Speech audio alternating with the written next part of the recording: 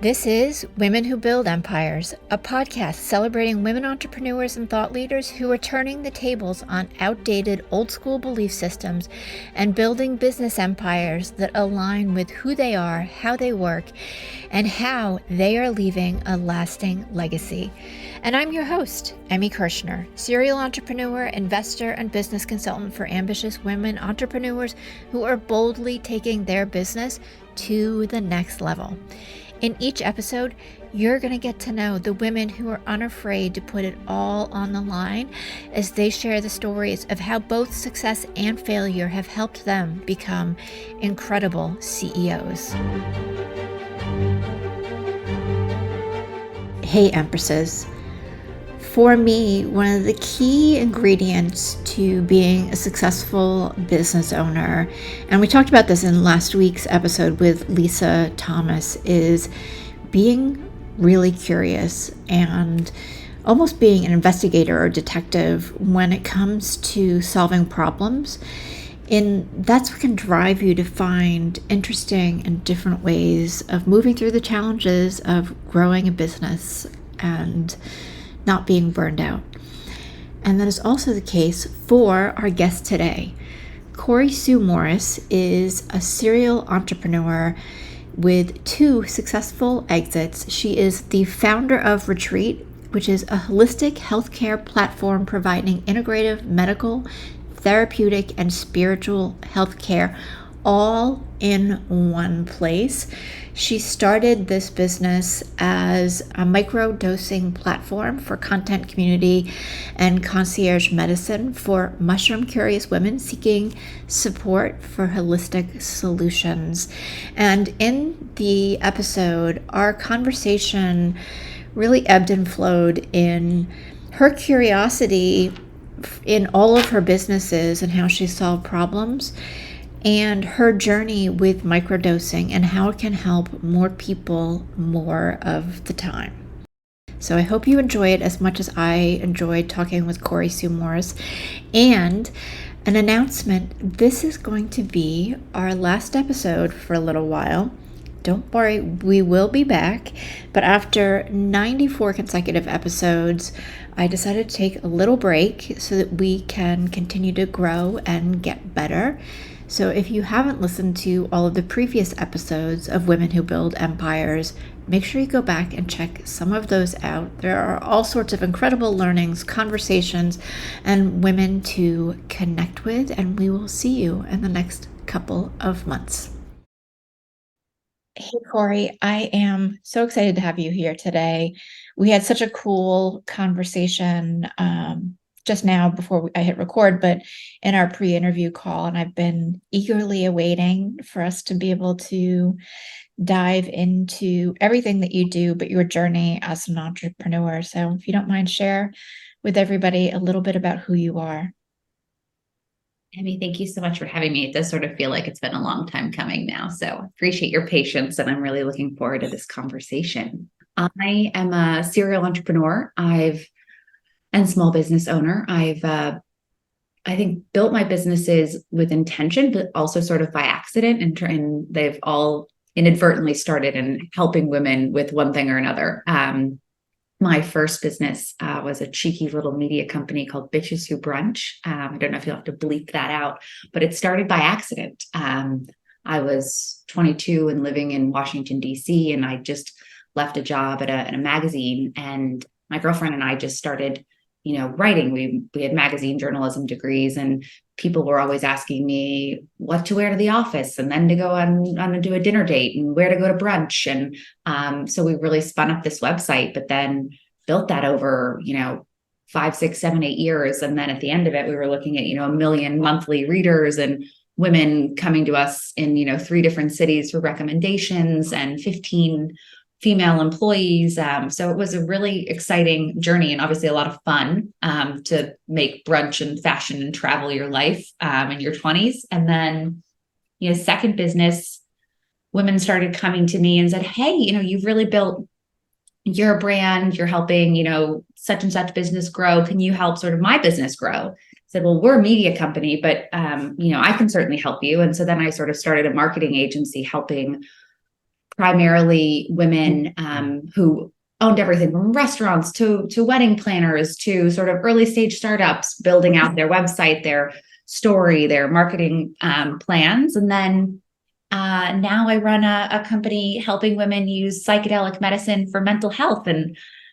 that sort of started organically too. I started talking about how psychedelic medicine has been really transformative for my mental health. And Instagram, I started talking about drugs on LinkedIn, and people started saying, "Oh, I'm interested in mushrooms. I'm interested in holistic solutions. Can you help me?" And it was sort of this, once you start talking about it openly, people kind of come out of the woodwork and are like, "Oh, wow, I need help with that too," or "That really resonates with me." So that's kind of a winding road of how I got from here to there so far.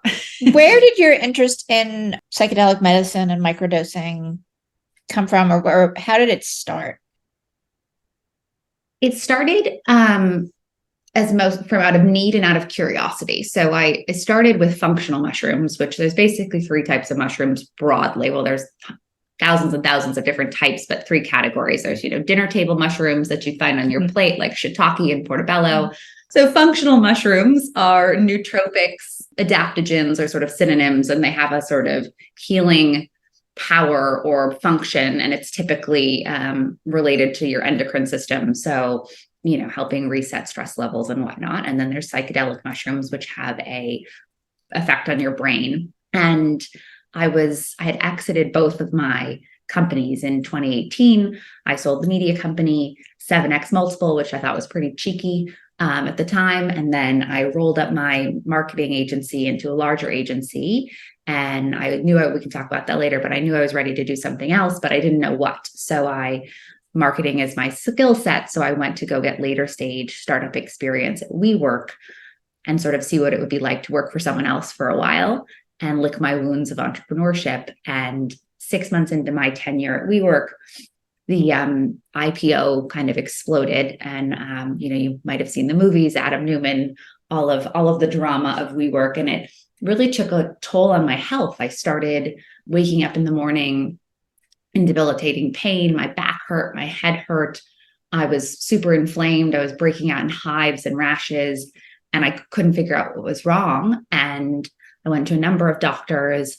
Then ultimately, my acupuncturist recommended functional mushrooms. And I realized, with testing on like DIY testing, like, at home testing kits, that my cortisol levels were my stress was physically manifesting itself as pain and inflammation. And I used functional mushrooms as a tool to regulate my hormones. And I thought, wow, this is incredible. Like I, took a test, and then I used mushrooms and acupuncture for 3 to 4 months. And then I took another test, and I had regulated my hormones, brought my stress levels down significantly. And then I just went down the rabbit hole of mushrooms generally. And I read about psychedelic mushrooms for 18 months before I touched them. And I had to unpack all this sort of societal information, right? Like, I'm not a hippie. If I do psychedelics, right, am I going to hallucinate and jump off a building? Like, is my family going to disown me? And sort of all this like fear and shame. And, my first mushroom experience was so fun, and it was so special, and it was magical. And, maybe that's why they call them magic mushrooms, right? But it was nothing scary or bad. And I thought to myself, wow, these can be really healing, right? When the months and weeks after I was joyful, I had, seen and experienced things, and was able to sort of reframe how I go through life based on this experience, right? You're able to sort of reflect on things in a different way. Bad habits, things that were blocking me in personal relationships in my life. And I'm bought in. So I really realized, and starting to speak about this openly, that a lot of people are curious about psychedelic mushroom, but there is this like fear and shame and all of this societal beliefs that we kind of have to work through in order to get there for most of us. So I have so many questions. Once you started to get into the whole like psychedelic experience from a medicinal standpoint, what was the next step for you? And like, oh, let me start a company, because you could have just hung out. Yeah.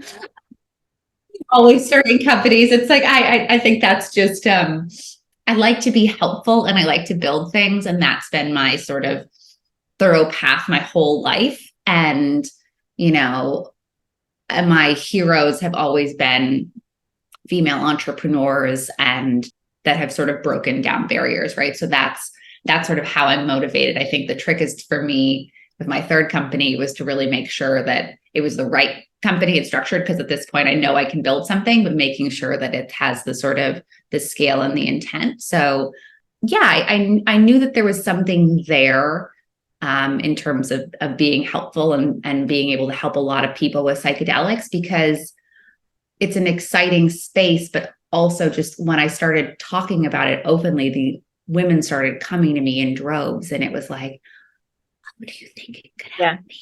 Like, and it was just sort of clear. And I also, when I first started trying to get information around psychedelics and find a trusted healer and talk to people about it, it felt very like surreptitious and like I was doing something wrong. And, you've got to find somebody on Signal to find a retreat in Costa Rica. And the whole thing feels very sort of underground. And obviously, and I was like, how do we normalize this as we're seeing the regulatory landscape change very quickly and create, at least a space for conversation, and then now a space for care for people that feels safe and open and honest. And so that was kind of the gut instinct. And then I've been kind of building from there. So you started Retreat, and I was on your website when I was doing research. And what I love about your model is that you have a very integrated approach.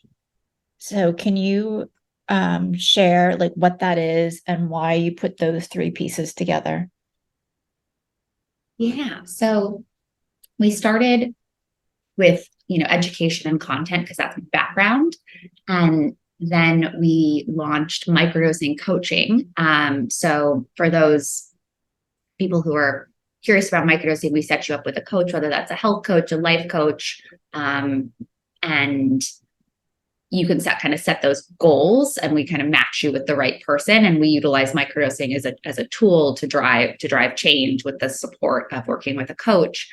But what we're building towards and looking at launching in the fall is really a holistic healthcare platform. And those three parts that you referenced is an integrative medicine doctor, so primary care provider who is a traditional Western doctor with a degree in integrative medicine and psychedelic medical education as well, a therapist, and then a spiritual holistic coach. So for a kind of three-pronged approach to true healing, mind, body, and spirit.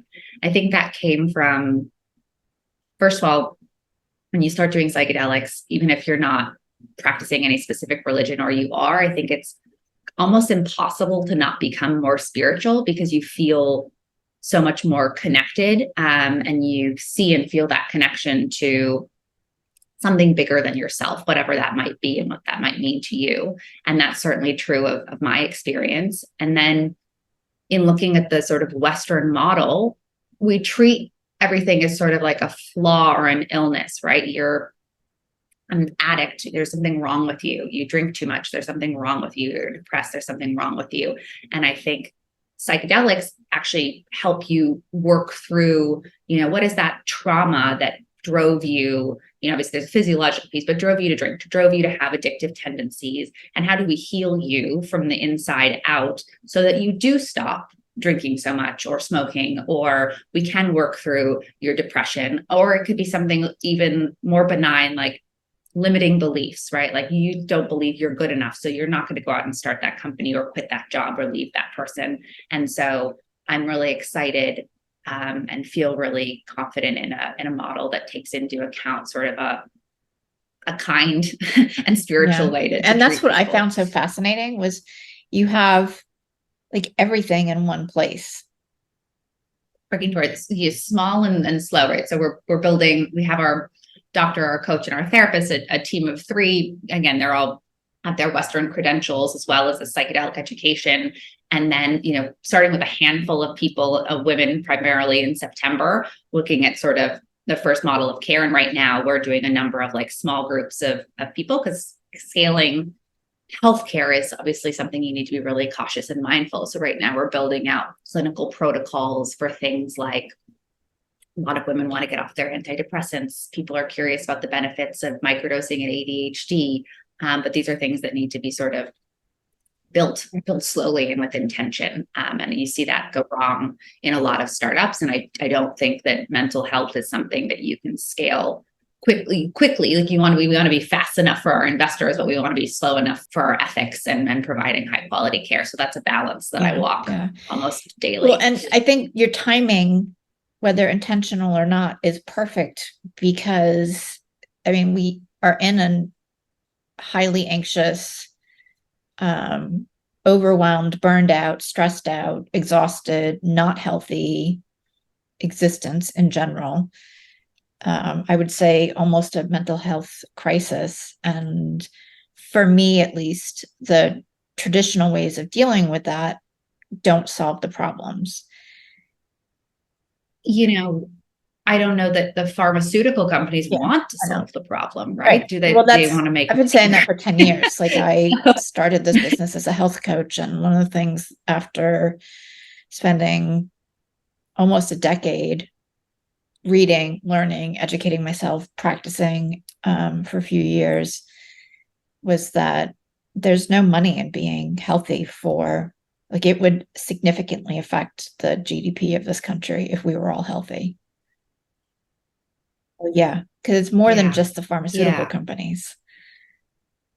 Yeah, it's scary and it's broken. And that's another thing I think about, right? Like, how do we make sure big picture that we're creating an amicable relationship with the traditional ecosystem so that we can still operate within them, right? Insurance providers, pharmaceutical companies, there are a lot of people that do need antidepressants, to take that example, right? But then there are a lot of people that have been overprescribed antidepressants, and we just had to redo our clinical intake as an example, right? Because weaning someone off of antidepressants when they had postpartum and they were overprescribed Zoloft is very different than someone who has a chemical imbalance and they've been working.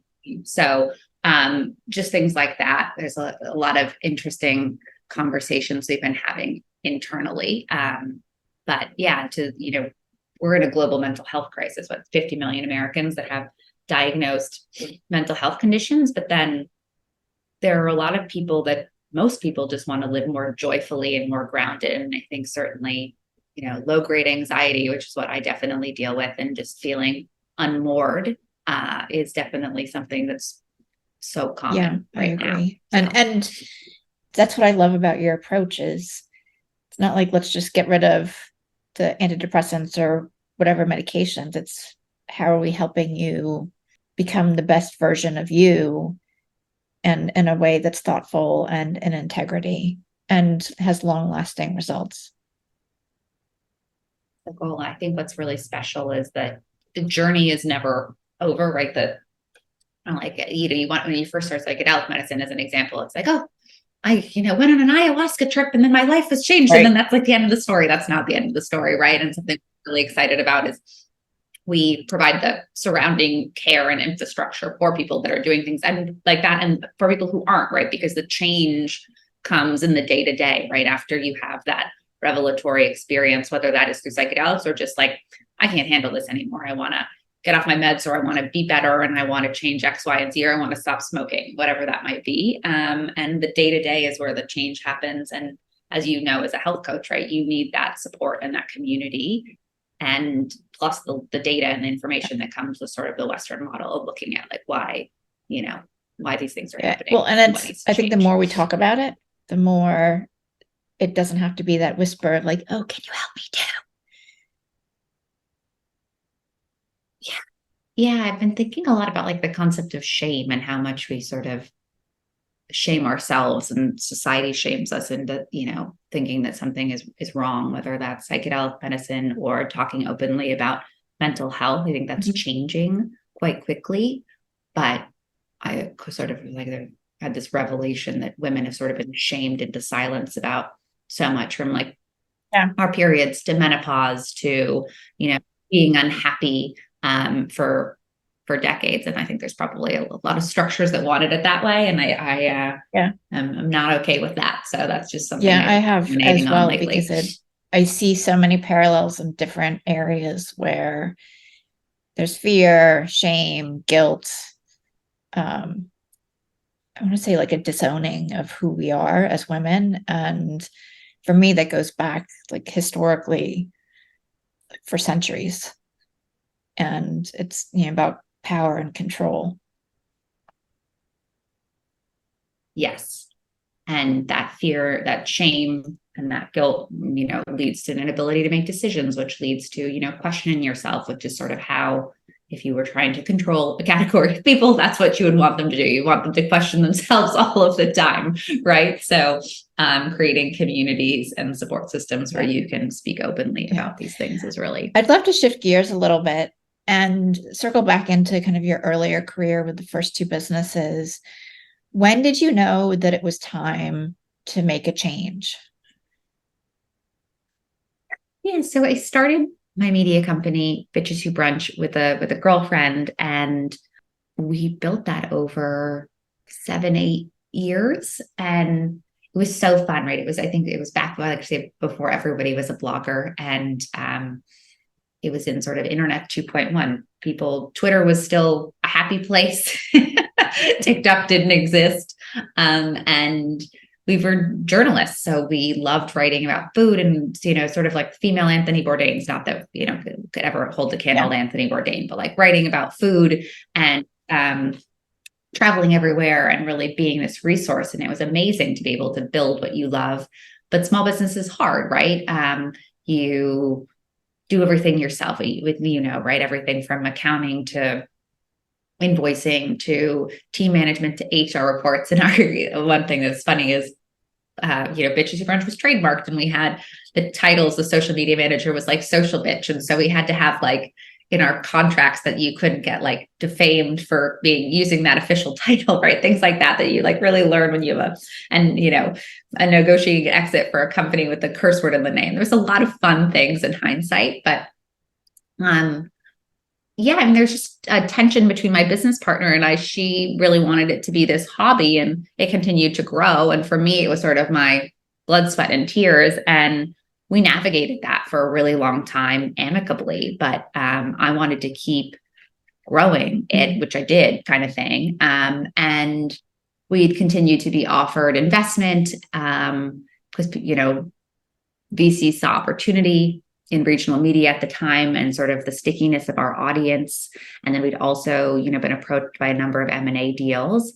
And ultimately, it was a compounding factors. One was just this tension, right? You can really agree on values. You can agree on the business. You can agree on how you manage teams. But if you're, as a co-founder, at odds with the scale and pace you want to grow, that's going to be a constant tension.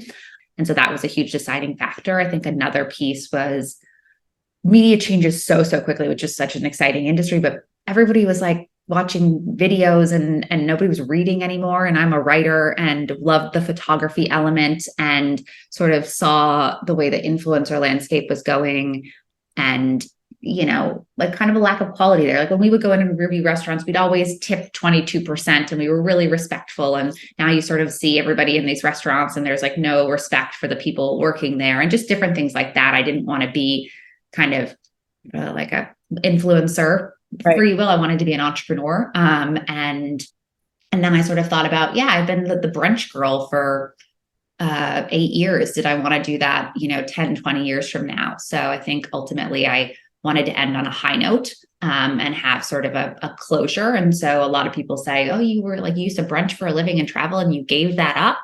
And I was like, yeah, but I was able to sort of have a close the chapter, right? Like found a buyer, negotiated a deal. We both got paid. The girls that wanted to stay on with the new buyer were able to. I consulted to kind of set everything up for 6 months after that. And I was able to kind of have that win and that closure.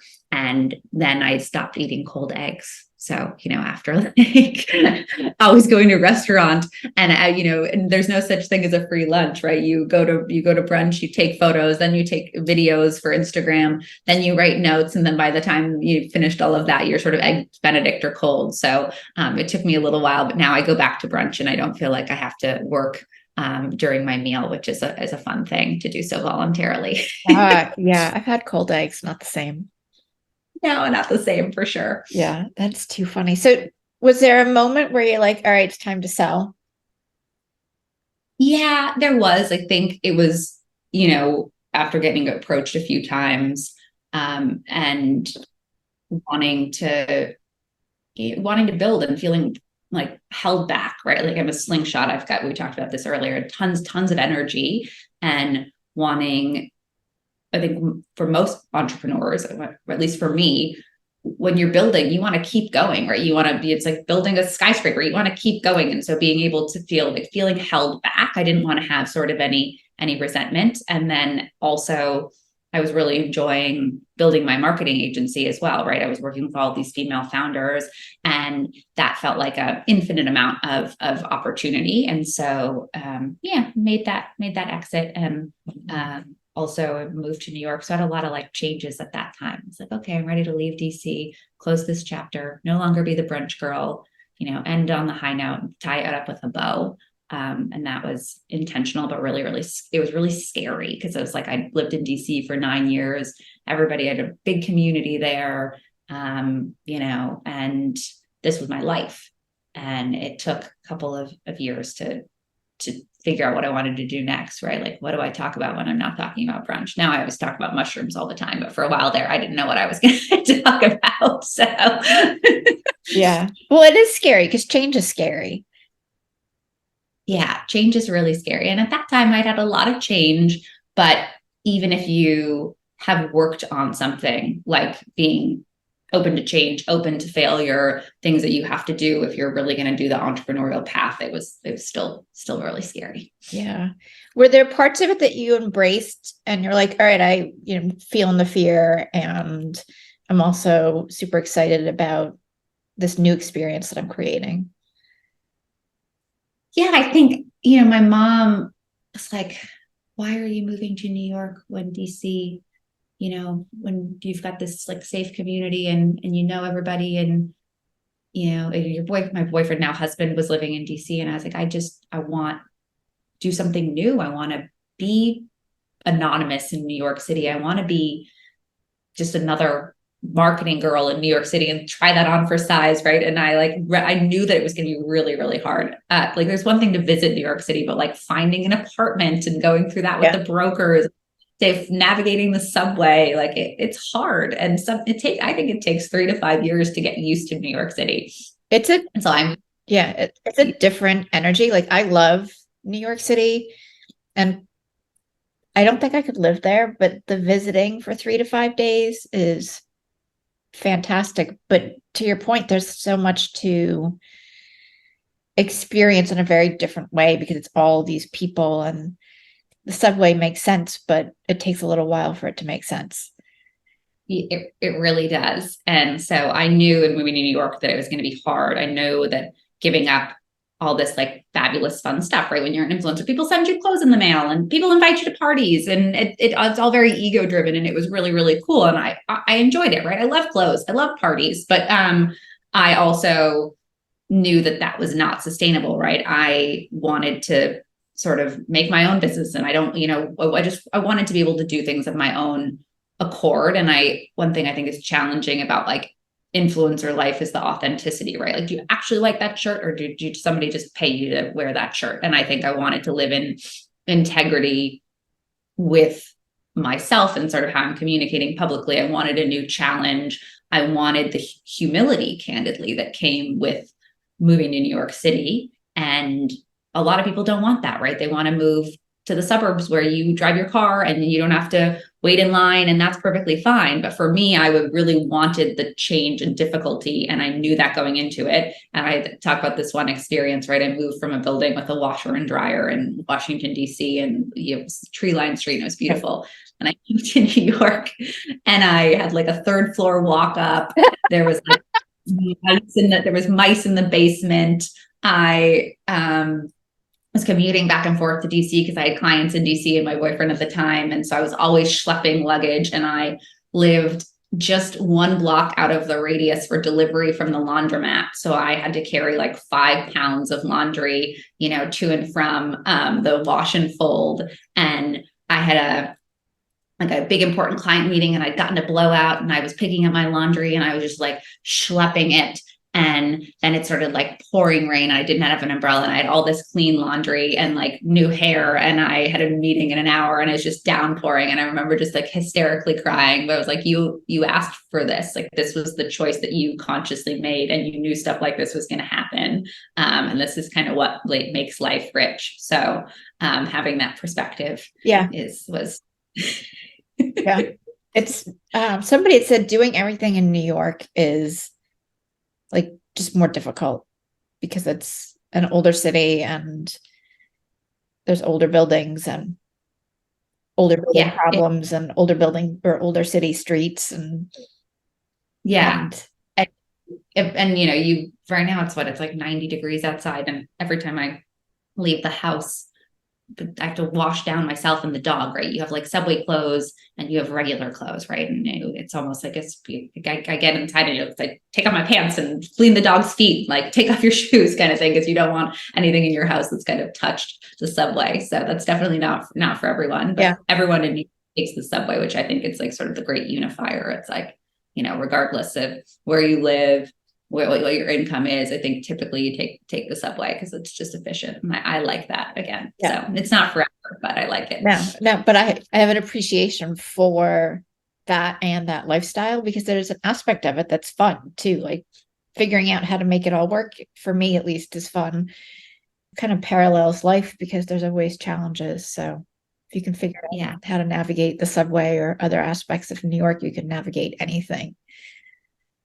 Yeah, it's good. And now, you know, worked hard a couple of years later. I have a washer dryer now, like in the central air, right? It makes you really grateful for these things, right? Like we worked hard and got married. We both work hard, and it's like we have a washer dryer in our unit, and it's like I will take that luxury and just be grateful for it every day.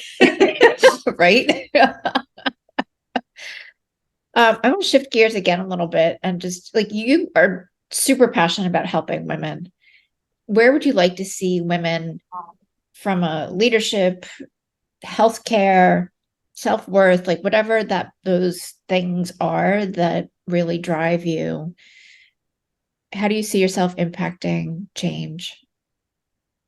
On a sort of broad perspective, I think maybe this is obviously just biased by my perspective, right? I'm in my mid-30s.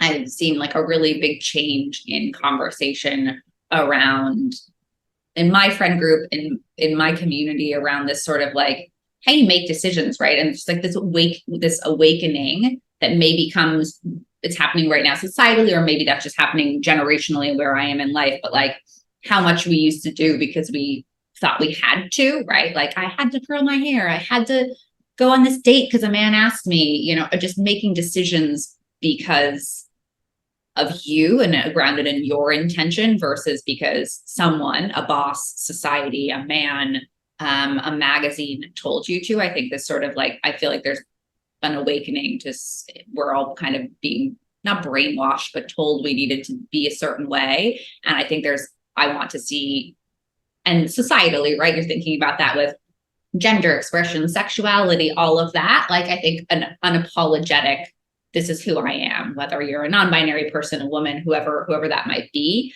that is really exciting to me. And it's like the self-acceptance angle, I guess I would say, of you and your authentic self, whatever that might be, is what I want for everyone, but particularly for women. And then one thing I would like to see change, and that's going to take some time because it involves men, is this like, I was at a JP Morgan for a women's health investor panel last night. And a lot of the conversation was like, menopause is a huge market opportunity, but you go to, you know, a male investor and they still need to understand like why menopause, you need to explain the data, why menopause is a huge market opportunity. Well, it's 50% of the population.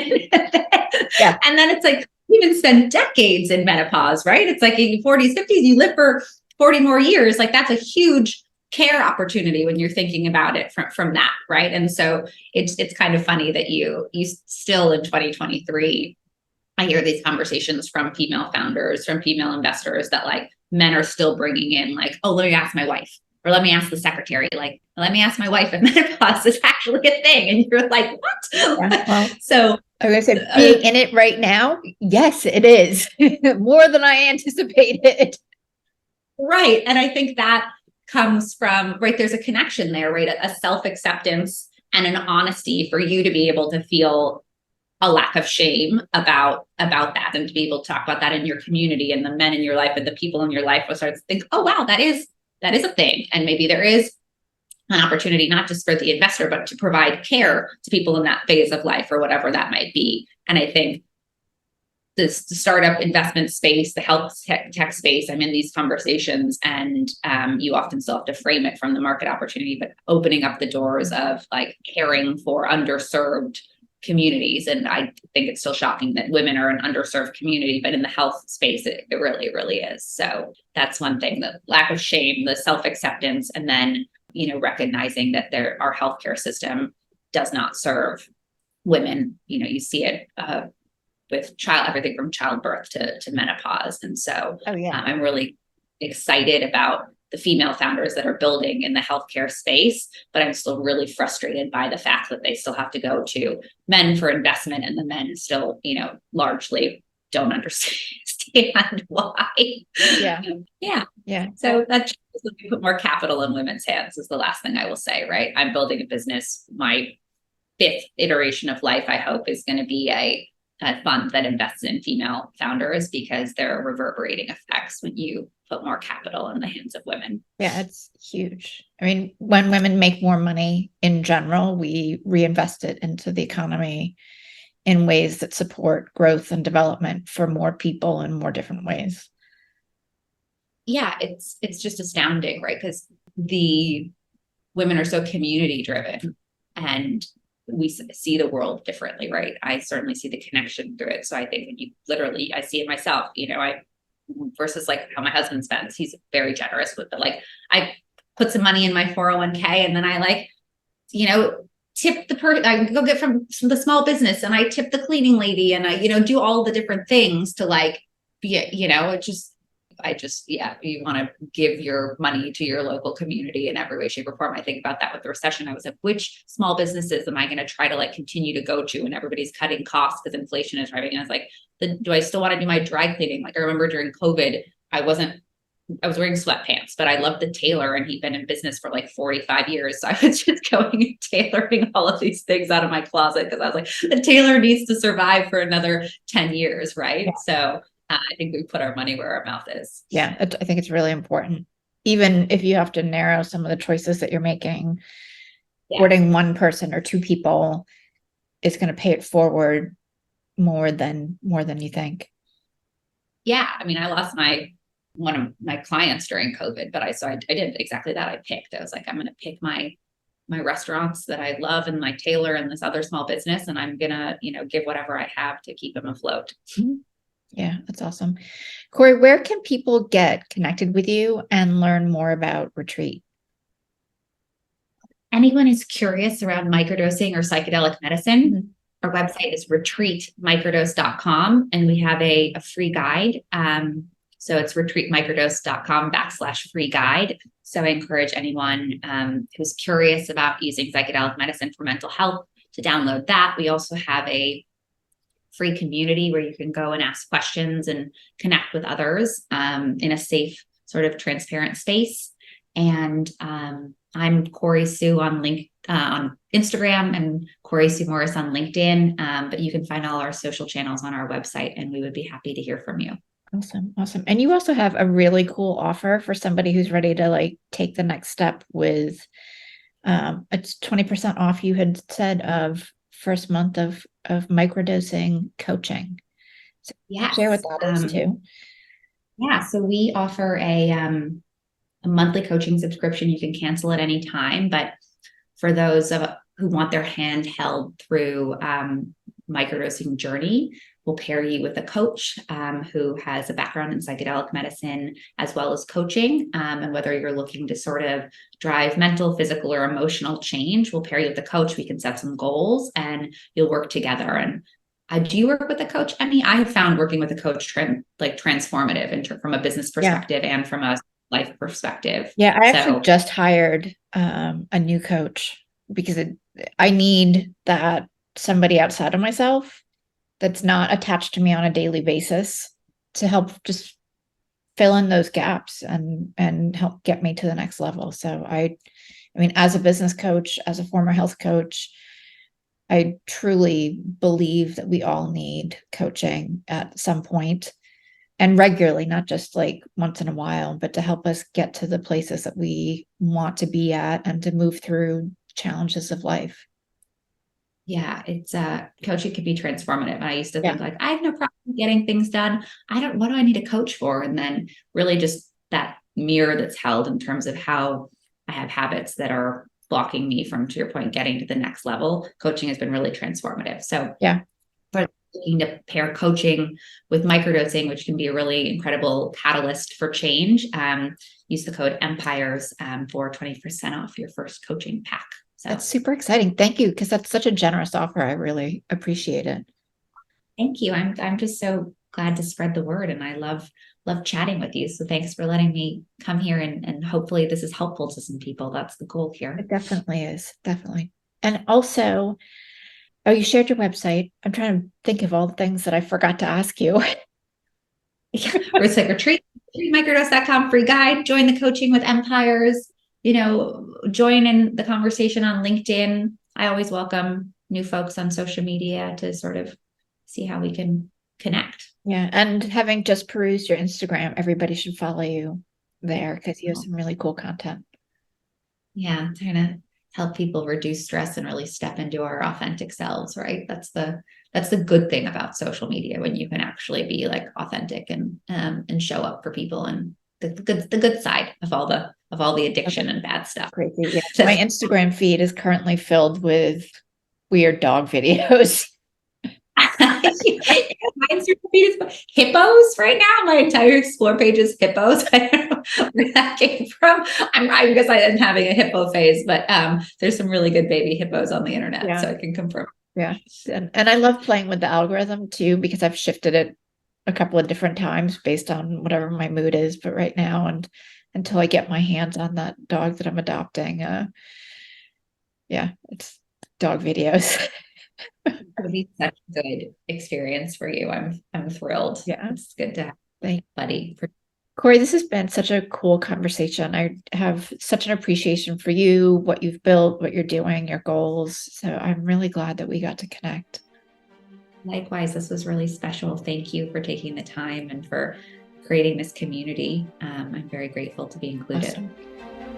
It's my hope that you find at least one nugget of value in each episode of Women Who Build Empires.